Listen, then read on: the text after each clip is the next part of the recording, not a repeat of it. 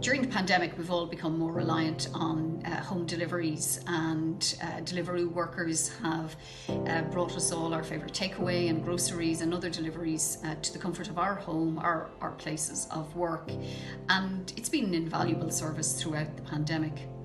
Unfortunately, Deliveroo workers have also become real targets of serious antisocial behaviour and violence on the streets of our inner city. It's completely unacceptable, and all of the community of the inner city are very upset over this. We're working with the Gardaí and the Deliveroo workers and community activists to try and address it. We're a really diverse community here in the North Inner City, probably the most diverse community in the whole country. And everyone, regardless of their age or their nationality or their sex, deserves to feel, and it should be reasonable for them to expect, to be able to live and work without any threat. Separately, there is an issue around the terms of their employment.